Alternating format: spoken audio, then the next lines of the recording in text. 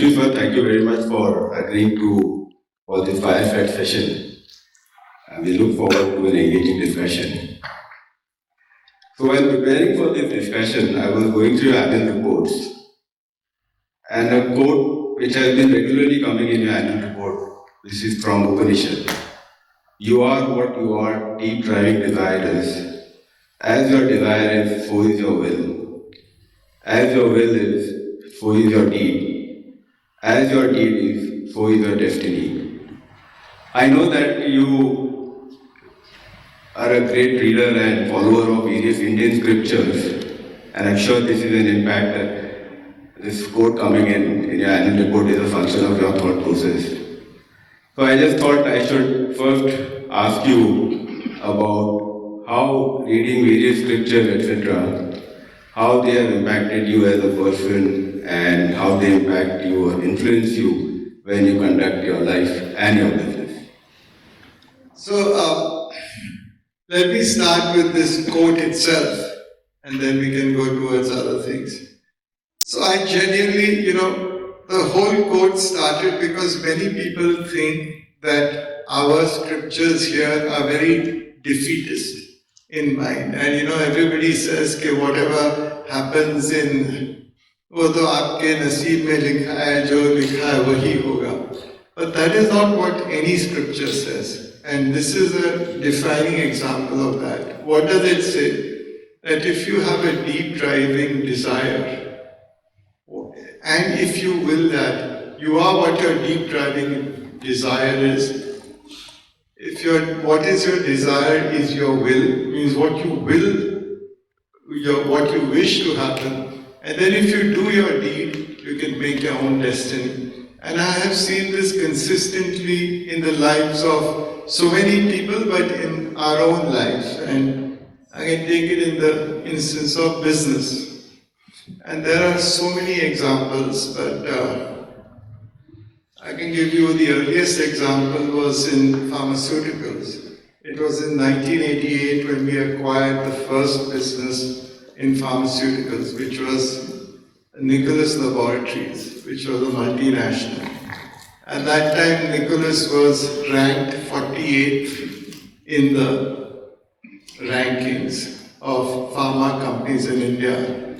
And then I think we decided or we desired and really worked towards making, we said at that time that we'll be the 5th in top 5 in 2000, which nobody believed. But I think if you really desire it, you will it, and then you act on it, then somewhere or the other, the whole universe conspires for you to make it happen. And that's exactly what happened. We were 5th in 2000.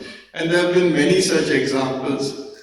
Recently, when we had acquired DHFL, and Jairam, who runs our retail business, is here. So we decided that it was in 2020 that we acquired it in September, that within 1 year we will do certain things, integration and lots of things in terms of we will cross certain dispersals, 2,000 crores a month, etc., etc.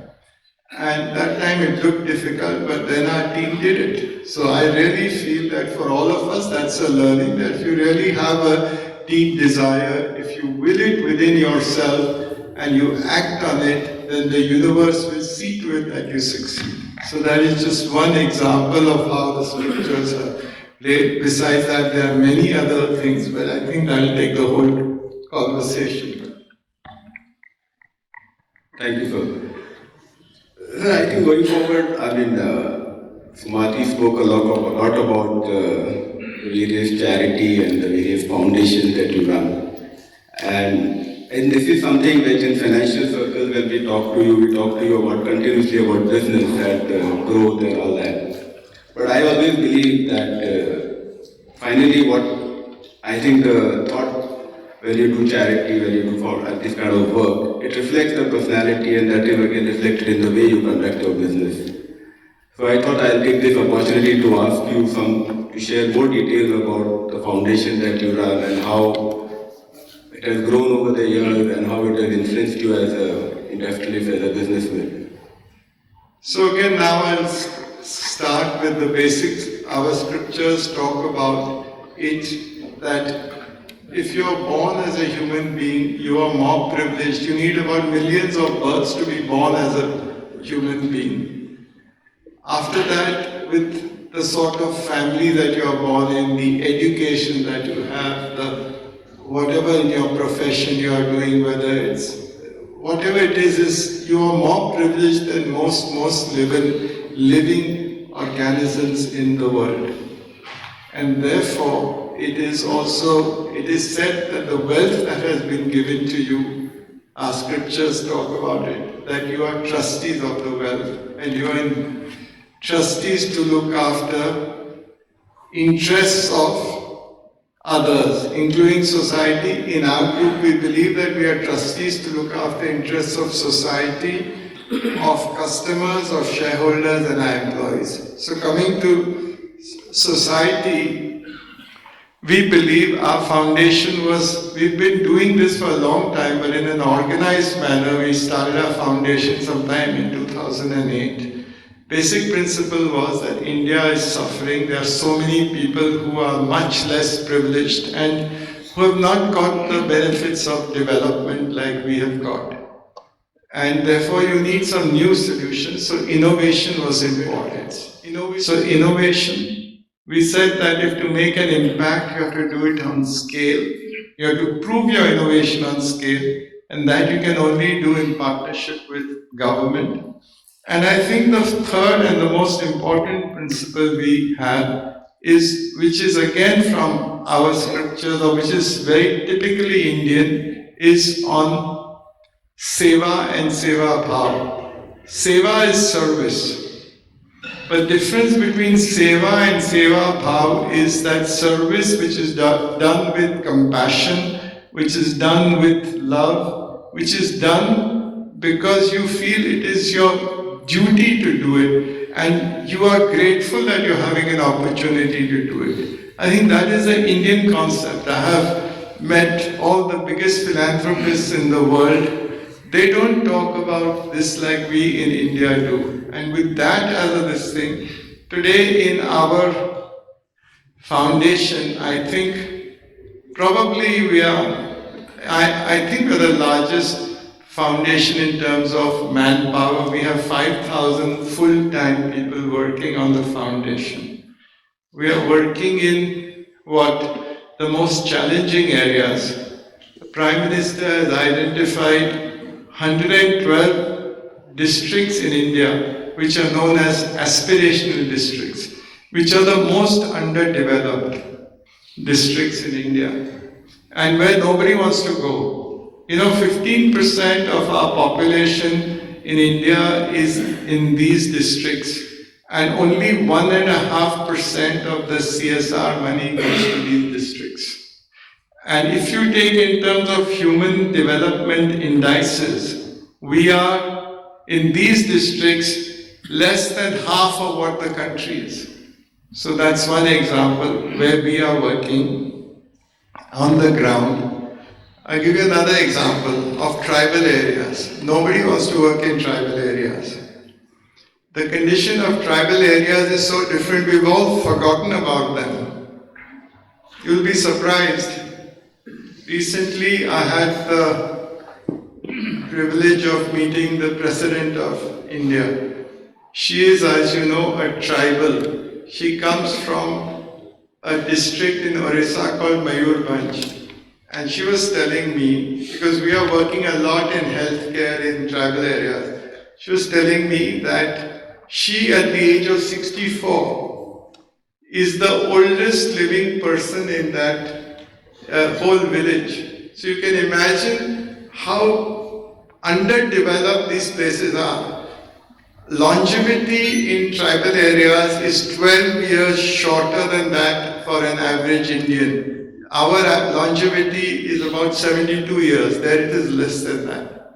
So these are the challenging areas we are working in. So we are working in today 28 states and I think about 3 union territories, and working in partnership with government in areas of education, health, youth leadership, in women's empowerment. And one thing which I want to talk really about is we have a fellowship where we are recruiting. This year we've recruited 700 people, which are Gandhi Fellows, we call them. These are young people who have either done a graduate or postgraduate, and they work with us for 2 years. We give them 24/7, they are with us, they work in the most challenging areas, and we make them ready to become future leaders.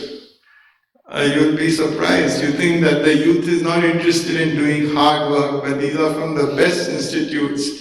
And for 700 people, we had 19,000 people applying. So that's some of the work we do. Hello. Yeah.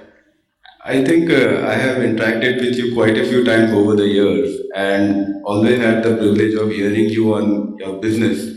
But the passion with which you spoke about your foundation activities is at par with the business. And I've always believed that if the man at the top, I think the overall personality, and finally as an investor, we tend to look beyond the numbers. And this last 3 minutes of discussion with you makes me believe that yes, investors who invest in in your company are not only investing in a business, but the thought will go beyond the business. Thank you very much, and thank you for sharing your thoughts on how your foundation is. And honestly speaking, we didn't know so many statistics also in terms of where the CSR money is going and where it is required. So coming back to the mundane, which is our business. So you have been in the financial services business now for more than 12, 13 years, and you have seen a lot of transformation in terms of the whole ecosystem as far as the financial markets are, financial services and lending business is concerned. And you have also transformed from being a primarily wholesale funding to today primarily more retail. So, what's your thought process in terms of how the emerging scenario is? And there is a lot of digital, lot more corporate houses are becoming more and more aggressive in this business. So, next 5, 10 years, how are you seeing the scene evolving, and where do you find yourself in that space? So, if I look at the economic situation as far as India is concerned, I think today there's no doubt. In fact, whether it's outside of India or within India, in fact, sometimes I feel that the confidence of people who are outside is much higher than what sometimes it's within our country. But the fact is that today India is the 5th largest economy in the world. If we are talking of real growth rates of 7%, then a nominal growth rate of 11-12% after inflation is accepted. Our economy is already 3 trillion plus, and from what estimates, people say that by 27, 28 or something, we should be amongst the top 3. I mean, surpassing Germany and Japan. At least in my lifetime, till now, I would have never even imagined us to be anywhere near Japan or Germany. These were really, even now people find it difficult to accept. So, therefore, I think that the growth rate is good, and for the first time, I feel that there is potential, and we are probably on the way of not disappointing, because very often in the past we've seen that there's a great promise, but somewhere we falter. So today I don't think that. So in that sense I feel it's much more positive. And one of the true tests of an economy is to see how you manage in the most difficult and challenging times. What's there? But the way the economy has come out of it. And I think we've performed better than any of the most developed countries, whether it was in terms of the amount of free flowing credit that was given and the dose that were given and so on. So I think that has shown us that India is strong and resilient enough, whether it is the Ukraine crisis, the way we managed that, or COVID or so many other challenges. So I'm actually optimistic about the financial space.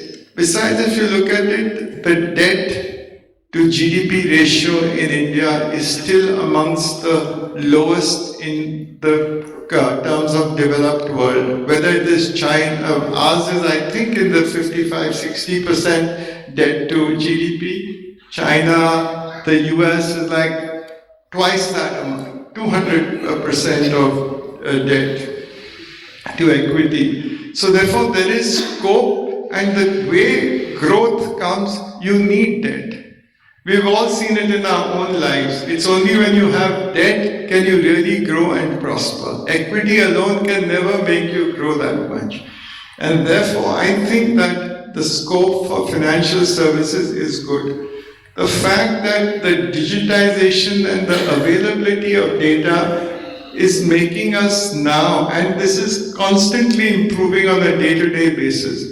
So large parts of the population which till now were never covered with credit are having access to credit, and this will only grow, which means that the risk and the understanding of what is a credit is much better today. So I'm hopeful, and there will be competition. At least I have not seen anywhere any business which is anywhere in the world where you have financial services and there is no credit, because everybody thinks it's very easy to lend. But I think there's much more to lending than just doling out money. That's the easiest thing in the world to do. It's the collection which is the difficult one. And therefore, I think those companies which have really a good understanding of the market, those companies which can reach, and we believe that we will reach those markets which are more difficult to reach. That's where you can get a difference. But you have tight technology, you have tight processes, and you have the manpower to reach that, which should help. So, but you mentioned about, briefly about competition. Today you have all the big business houses of the country already there in the business, or possibly looking to enter the business. And I'm sure one is the opportunity itself, but you still look at what's the competition doing and how you will find your place under the sun.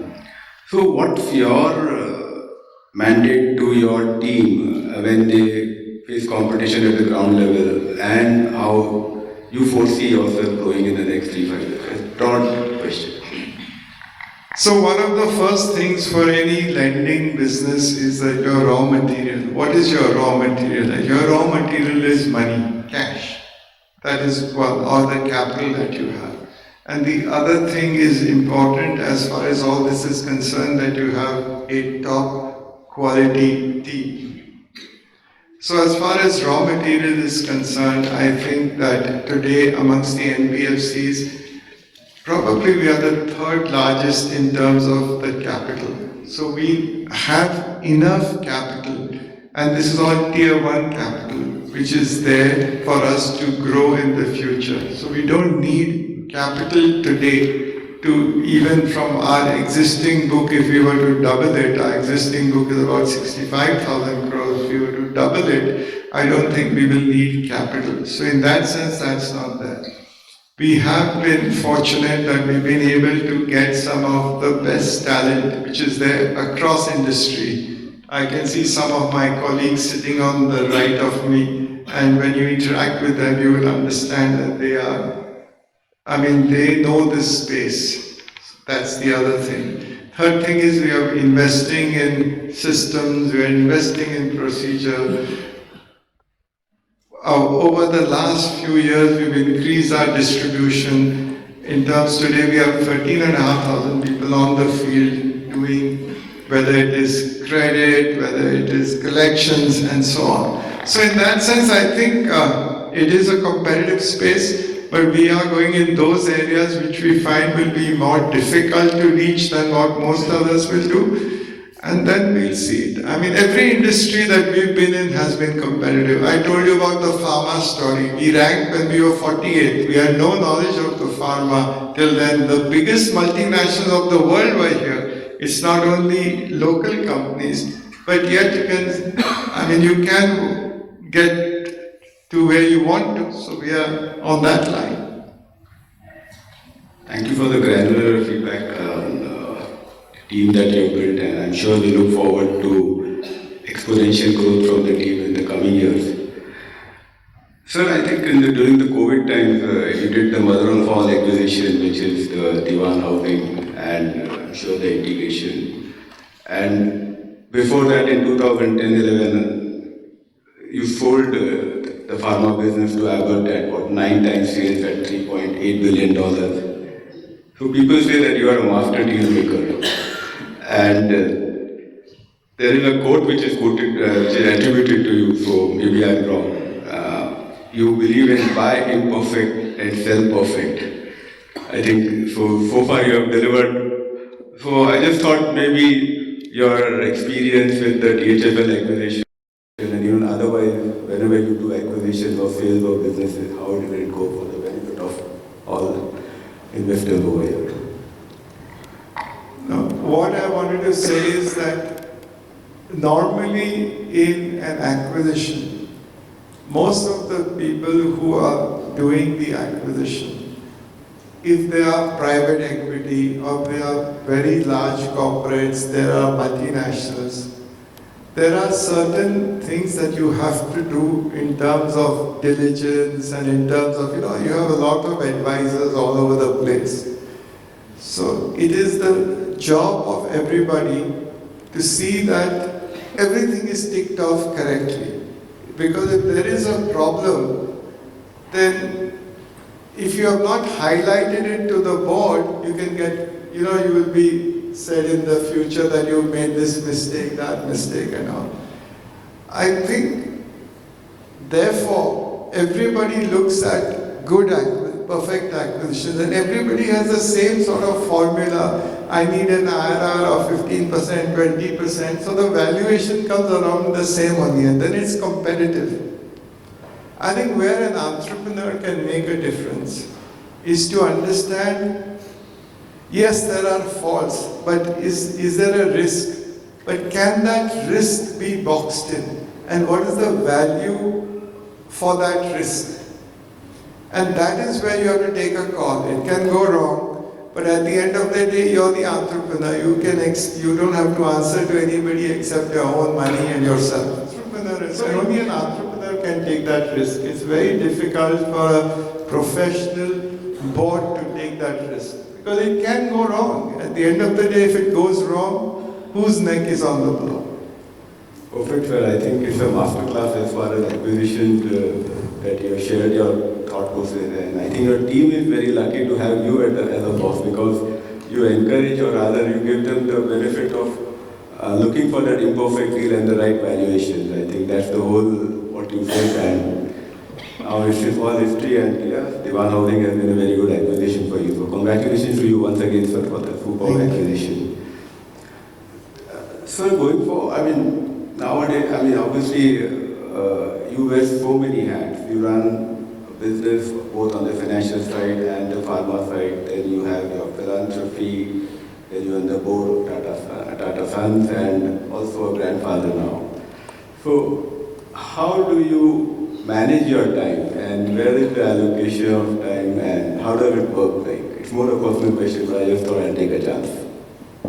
So, just one thing.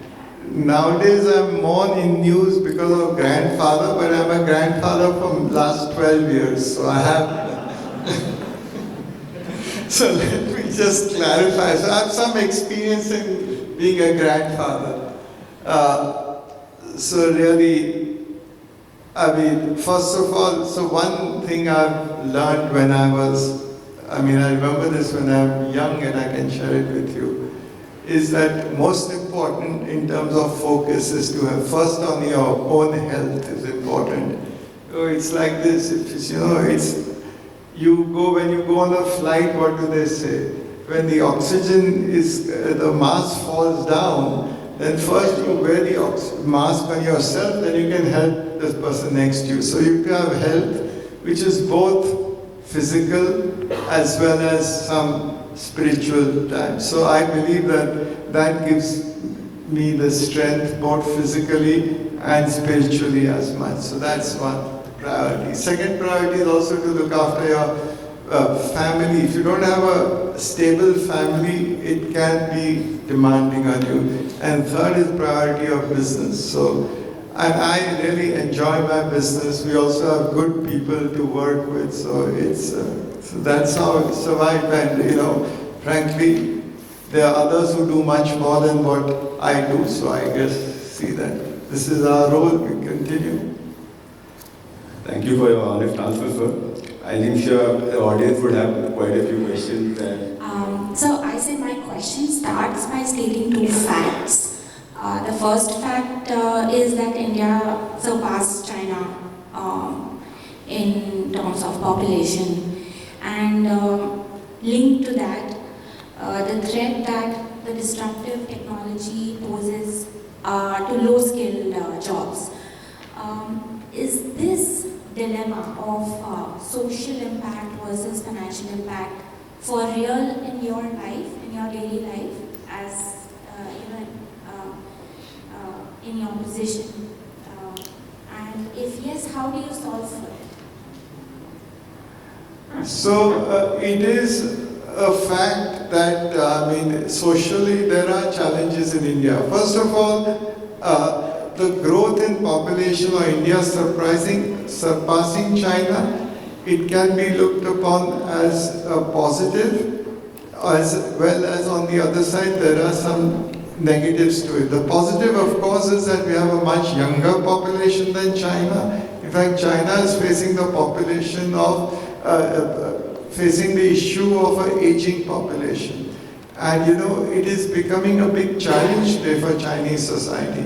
In India, the issue is that how do we, with technology coming in, how do you keep skilling? It's not that technology will replace jobs totally; it will replace some jobs, but will have some other jobs, and therefore it's very, very important that we focus on bringing to ensure that education is given to those people who need it the most. And that's what actually our foundation is doing also. So that's exactly why I think if you invest in this, then India has a bright future. But if we don't invest, then there are challenges. Hi sir, thank you very much for your insights. When we talk to private banks, PSU banks, NBFCs, microfinance, they all are projecting good growth rates and almost no NPAs. At least for the next 2-3 years, they seem to have visibility over this. You must have seen so many cycles in your career. Which part of the cycle are we on? Are we early? Are we in mid stage? And what kind of risks do you see in this cycle going forward? Thank you. Risk is a big question, and if you can tell me which risk manager had said that COVID will take over the world and the whole world will come to a standstill. Second thing is, which risk manager had said that Russia and Ukraine will have this conflict? So, frankly, risks there are today in this world, there are so many unexpected risks. The only fact is that some risk or the other will happen. And I think we have to be conscious of that. I think the underwriting standards across the system, be it NBFC, be it banks, etc., have evolved and strengthened to such an extent. So possibly what colleague was the NPA part of it, so maybe it will not show up as early, or rather it will not be as cyclical as it normally used to be. Will that be right to say? Yeah, one of the risks I find in lending is that when things are good, you try to loosen it. And when there's too much of competition, you talk about everybody competing, everybody's growing at 15, 20, 25%, then the natural tendency for us is to say, nahi yaar, wo 20 kar raha tha, mere ko 25 karna hai. That's the only way I distinguish myself. And that's when actually risk built in. And I'm telling you, the lending is the I mean, you have to be really with your feet on the ground. I think to me in lending, the most important thing is, besides having strong, you have to believe in strong processes and systems, and you have to be humble. Because when you're lending, everybody comes and says that you're God, and you start believing you're God. Because when I want money, I'll tell you you're God. So I think to just put your feet on the ground to believe, to really scrupulously do your systems and not get carried away because what the environment is saying and what investors are saying, aap 25 karoge to I'll give you a better valuation. So one question that I have, KK sir attributed a quote, you say buy imperfect. So while that applies to your acquisitions of companies, are there any sectors that are imperfect or emerging sectors where you see opportunities coming in? So maybe the investors would also find value in that answer. I don't think it's a sector which is perfect and perfect. Within the same sector, it is companies which are perfect or imperfect.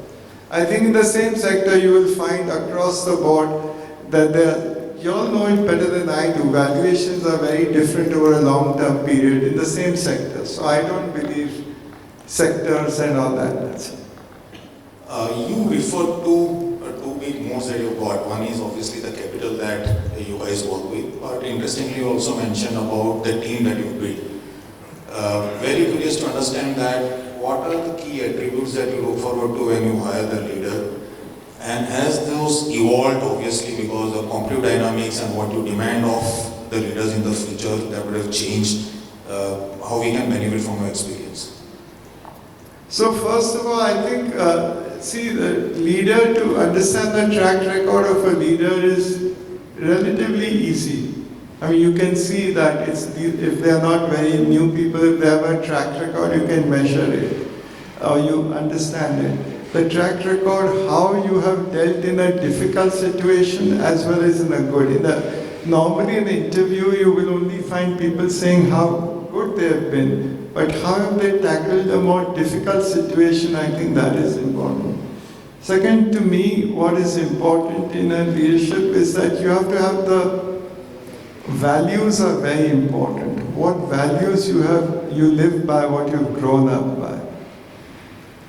Third thing is very important that leaders have an open mind, because the changes happening today in terms of technology, the world is so much that unless you have an open mind, you cannot adapt to that. Forget technology.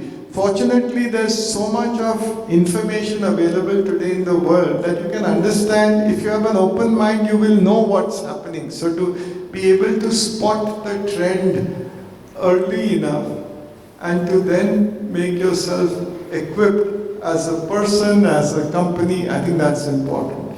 So track record, yes, track record in difficult times, more important. As I said, an open mind to understand things and values. Yeah. So you just mentioned that we'll probably surpass Germany and Japan in, let's say, 2028, 29. You are a global leader. We are talking about the potential of global economic leadership. A lot of people have spoken about India surpassing, maybe achieving, during Amritkal 2047, let's say we talk about, achieving $25 trillion. Vipik Debroy saying $25 trillion. Some people saying that we'll surpass even US GDP. So just wanted because you're a, 2047 India, what about you? I can't project 2047 India. I think let's take it as it comes only. So let's say that, I think how does it matter what happens in 2047? What is important is that are we on the right path to growth, which is what we are. I think we are on that path. We will make some mistakes, we will fall somewhere, we'll make improvements, but if we're going on the right track, then ultimately we will reach where we should. Thank you, sir. I think a round of applause for Mr. Piramal for spending some time with us and sharing words of wisdom. Thank you, sir. Thank you very much.